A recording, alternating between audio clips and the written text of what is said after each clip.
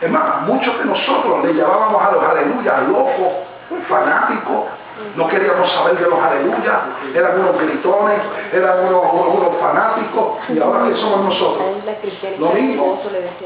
Muchos de nosotros probamos el mundo, bebíamos, fumábamos, caminábamos lejos de Dios, caminábamos sin Dios y sin esperanza. Muchos de nosotros íbamos rumbo al infierno, nadie nos había hablado de Cristo. Pero llegó un momento dado en que escuchamos la palabra detenidamente. Esa palabra entró por nuestros oídos y como somos marcados, fuimos elegidos, fuimos escogidos desde antes de la fundación del mundo, aunque estabas ignorante en delitos y pecados, a través de la sangre de Cristo, a través del Espíritu Santo de Dios, Dios trajo a memoria tu vida, lo que Cristo hizo por ti. El velo se cayó de tu vida y la naturaleza divina que fue escogida desde antes que todo fuera hecho, respondió al llamado de Dios. Amén, gloria a Dios. Por eso estamos aquí. Por eso decimos aleluya, por eso decimos gloria a Dios, por eso oramos, por eso leemos la palabra, por eso amamos al Señor, por eso no nos interesa buscar al mundo, por eso no nos interesan las cosas de allá afuera. ¿Sabes por qué? Porque nuestra naturaleza nos une a la divina. Amén. Aleluya. Así que fuimos escogidos por el Señor. Por eso es que, mi amada iglesia, hay gente, mire, hace poco yo estaba en un lugar, y había mucha gente de dinero. Y yo decía, wow, Señor, yo estoy en medio de esta gente de dinero, pero yo soy el más rico de todos porque te tengo a ti. Amén. Y si te tengo a ti, lo tengo todo. Pero mientras estaba allí en aquel lugar, yo decía, qué buena oportunidad es para hablarle a esta gente de ti. Pero me pusieron límites, me pusieron tiempo, me dijeron, no hable mucho. Y eso me dolió en mi corazón. Y me limité a 10 minutos nada más y terminé. Y cuando pasamos a otro lado y estaba así mirando a la gente y vino una tristeza a mi corazón. Y yo decía, Señor, tan bonito tiempo para hablar a esta gente de ti. Y no lo hice. Inmediatamente el Espíritu Santo habló a mi oído y me dijo, es que no le puedes echar las piedras a los cerdos. Esto no es para todo el mundo. Y me sobrecogió una paz y una tranquilidad. Porque yo pensé que había hecho lo incorrecto. Porque eso es lo que me enseñaron, eso fue lo que yo aprendí.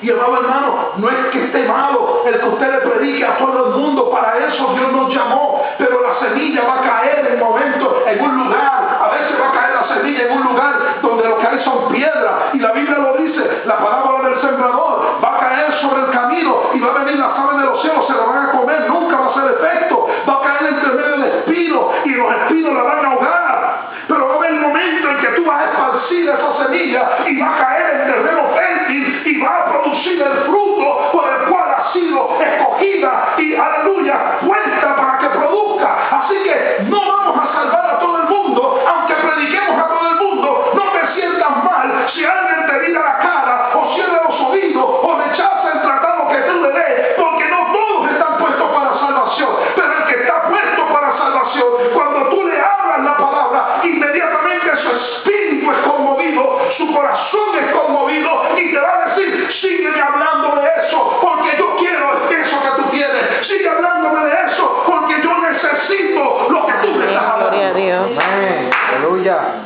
Yo le he hablado a personas del Evangelio y inmediatamente usted ve las lágrimas bajando por sus mejillas. Le he hablado a otros que me han dicho, no quiero saber de eso. No tengo tiempo para eso. No todos a los que les prediquemos serán salvos. Nosotros cumpliremos nuestra función y nuestro propósito. Pero no te sientas mal si te tiran la puerta en la cara, como le hacen a muchos que ven por ahí repartiendo por las puertas. No te sientas mal, sigue predicando, sigue predicando, sigue predicando. El perro ladra porque es perro. El lobo aúlla porque es lobo. La oveja brama porque es oveja. Porque según su naturaleza Así su comportamiento. Qué lindo se vería una oveja aullando. Imagínese usted un pejo haciendo como la oveja. Eso sería algo anormal, ¿verdad que sí? Sin embargo, cada uno responde a su naturaleza. Cada uno responde a lo que ha sido puesto por el Señor. Por eso es que cuando la palabra del Señor entra y llega a los oídos de un elegido, mire, podrá estar borracho, podrá estar, mire, yo le prediqué a una persona en Nicaragua que estaba más, como decían allá en Puerto Rico, tenía una borrachera que estaba más volcado que un camión máquina. Y cuando yo comencé a hablar de la palabra, el que estaba conmigo me dijo, no perdamos el tiempo. Yo le dije, no, yo tengo que predicar a este hombre. Y comencé a predicar la palabra de ese hombre. Ese hombre comenzó a llorar.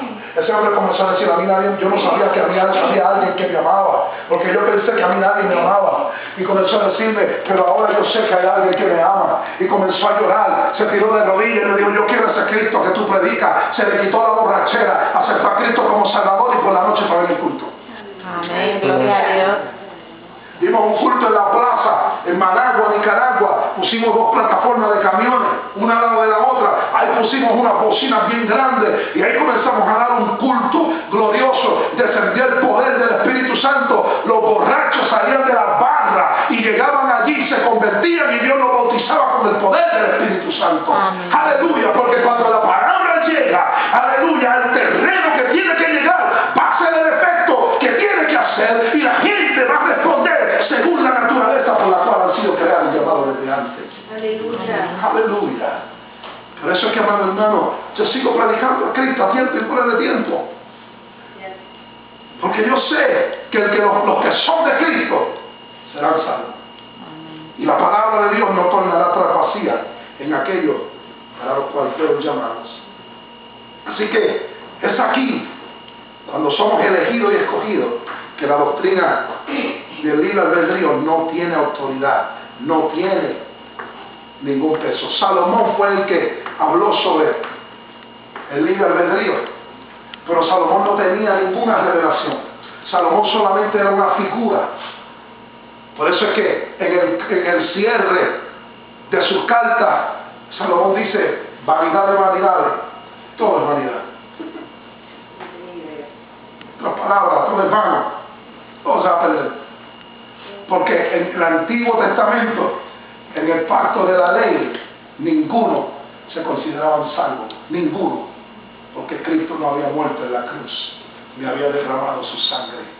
En la ley, todo el mundo trataban de salvar a todo el mundo, con los sacrificios, con los rituales, con todo lo que hacían, pero no podían, porque el único que podía traer redención y salvación y vida eterna era Jesucristo a través de su sangre derramada en la cruz, una vez y para siempre. Mateo capítulo 26, verso 28.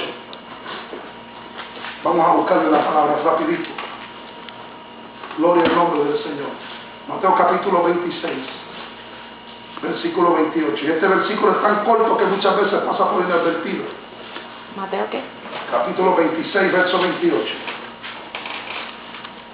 Mira lo que dice la palabra. Y el versículo 28. Palabras textuales de Jesucristo. Esto es mi sangre del pacto, que es derramada por muchos para el perdón de pecados. Este verso es tan pequeño que pasa por inadvertido, pero en este verso Jesús establece bien claro que esta sangre no es para todo el mundo, sino para muchos. Búsquese en el diccionario y busque la definición de esas dos palabras, todos y muchos. La palabra todos significa a todos, no deja a nadie afuera. La palabra muchos es para un grupo. Y Cristo mismo lo establece en Mateo 26, 28, que la sangre fue derramada por muchos. Menciona la palabra muchos, no menciona la palabra todos, sino muchos. Es aquí donde se marca la diferencia de estas dos palabras, muchos y todos. Jesús mismo lo establece. Esta sangre no es para todos, sino para muchos. Es entonces que el barro le dice al alfarero: ¿cómo es posible que tú salves a unos y a otros no? El barro no dirige al alfarero, el alfarero dirige al barro. Y Dios, en su soberanía y su poder, decidió que unos eran para salvación y otros no. ¿Podrás tú preguntarle a Dios por qué? ¿Podrás tú cuestionar a Dios por qué? ¿Podrás tú pelear con Dios por qué? En el antiguo pacto nadie era salvo, nadie, porque aún todavía la sangre de Cristo no había sido derramada. La salvación tuvo que ser ratificada. ¿Qué dice la Biblia? Cuando Cristo murió en la cruz del Calvario, ¿qué hizo? Fue sepultado. ¿Qué hizo? ¿Qué sucedió cuando Cristo fue sepultado? Se quedó en la tumba. Dice que bajó a las profundidades de la tierra y llevó consigo la cautividad y la subió arriba. Aleluya. Porque la obra que Cristo hizo en la cruz fue una obra completa. Fue una obra total. Y fue una obra una vez y para siempre. Aleluya. Oh, qué lindo es el Señor. En la cruz crucificaron no solamente a Cristo, habían dos con Jesucristo que estaban muriendo. A uno se le fue revelado la salvación, a uno se le fue revelado la vida eterna. Los dos eran ladrones, pero solamente uno se le fue revelado. Por eso fue que dijo: acuérdate de mí cuando vengas en tu reino. Porque el otro no lo vio. La Biblia dice que todo el que moría en una cruz era maldito. La Biblia dice en Isaías 53, los primeros versículos, dice: ¿quién ha creído a nuestro anuncio? Y sobre quién se ha manifestado el brazo de Jehová. Subirá cual renuevo más inatractivo para que le deseemos. No había parecer en él, no había hermosura en Cristo. Estaba desfigurado, estaba todo ensangrentado, estaba todo hinchado, estaba todo hecho llagas. Isaías dice que sus espaldas estaban hechas llagas. Y en esa condición el ladrón lo ve, y no lo ve como lo veían los demás. Lo veía como un rey, lo veía vestido de púrpura fina, de lino fino, la corona de espina. En vez de ver una corona de espina, lo más seguro que cuando lo que vio fue una corona de oro, de zafiro, de diamante. Y le dice: acuérdate de mí cuando vengas en tu reino. ¿Quién enseñó al ladrón? Si fue un ladrón toda la vida, nunca fue miembro de una congregación, nunca diezmó, nunca ofrendó, no fue bautizado en las aguas. Sin embargo, allí en aquella cruz enclavado, pagando por sus pecados, tuvo la revelación de Cristo. ¿Por qué? Porque fue predestinado para salvación, porque fue elegido, fue escogido, y fue el único que miró y vio allí un Cristo glorificado. ¡Aleluya! Amén. Fue escogido, elegido para salvación. En el Antiguo Testamento nadie era salvo hasta que fue derramada la sangre de Cristo. La salvación tuvo que ser ratificada. Recuerden cuando Adán y Eva pecaron por la desobediencia, ellos entraron en un estado de maldición. Y habiendo sido creados por el Señor, entraron en un estado de maldición, y con ellos toda la humanidad entró bajo maldición.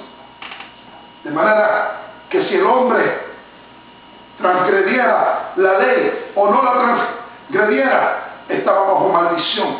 Por eso la ley decía: no hay justo ni siquiera uno. Por eso es que la palabra del Señor decía: por cuanto todos pecaron, todos estaban destituidos de la gloria de Dios. No había salvación para nadie. Pero por la misericordia de Jesucristo, por el sacrificio de Jesucristo, se abrió la puerta para la salvación. Cristo redimió al hombre de pecado, abriendo la puerta a la salvación por medio de la cruz. Entonces, cuando Jesús derrama la sangre en la cruz, esa sangre que era un cordero inmaculado, perfecto, esa sangre fue suficiente para salvar no a la humanidad, porque siempre hemos pensado que Él salva a toda la humanidad. No, fue derramada para salvación de muchos, solamente para aquellos escogidos por el Señor, que se les predica el Evangelio y responden al llamado de Dios. Así que, miren qué tan lindo. Y qué profundo es esta palabra. Está bien que prediquemos a todos y a todo el mundo, y que crezcamos y nos desarrollemos y nos expandamos, pero aún dentro de la iglesia van a haber muchos que se van a perder. Entonces ahora, con esto usted está diciendo, pastor, que ahora yo voy a saber quién se va a perder. No. Ninguno de los que estamos aquí sabemos, o no somos llamados a decir quién se va a perder y quién se va a salvar. Eso lo sabe Cristo. Pero solamente aquellos que respondan al llamado de Dios, respondan a la obediencia de Dios y entren a su soberana salvación, serán salvos. Tenemos que entender que no todos serán salvos. Esta salvación es para los elegidos, los escogidos, para los que hemos sido predestinados desde antes de la fundación del mundo. Vamos a la cita bíblica ya mismo, y con esto concluimos esta noche. Cuando tú hablas con un elegido, y eso es lo único que hace, y eso es el único que sabe quién es elegido y quién es escogido es Dios. Nadie lo sabe. Yo no puedo llegar a un sitio y empezar a mirar y decir, este es un elegido de Dios, este es un escogido de Dios, aquel no. No, eso lo sabe Dios nada más. Pero un escogido por Dios, un elegido por Dios, cuando recibe esta palabra y escucha el mensaje, por su naturaleza que ha sido separada para Dios, va a responder positivamente a esta palabra, a este mensaje. Cuando una persona es elegida desde antes de la fundación del mundo para la alabanza y la gloria de su nombre, aún estando bajo la ignorancia, porque no sabe y conoce su origen y propósito, al hablarle del reino, de esta palabra, la persona va a responder porque su naturaleza es la naturaleza del reino. Entonces se establece que la elección no entra en todos, y esta es la parte difícil, fuerte, que a muchos no les gusta. La mentalidad de la ley es que nos salvemos todos, pero la mentalidad del reino, del nuevo pacto, es la soberanía de Dios, la elección de Dios, lo que Él decide y lo que Él hace y establece, nosotros lo aceptamos porque en Él es el poder. Amén. Isaías capítulo 53, verso 11, y con esto terminamos.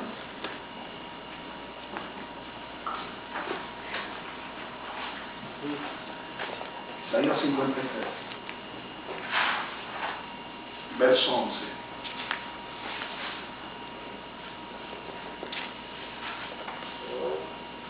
Dice la palabra en el verso 11: después de su sufrimiento verá la luz y quedará satisfecho por su conocimiento. Mi siervo justo justificará ¿a qué? A muchos. A muchos, y cargará con la iniquidad de ellos. No dice todos,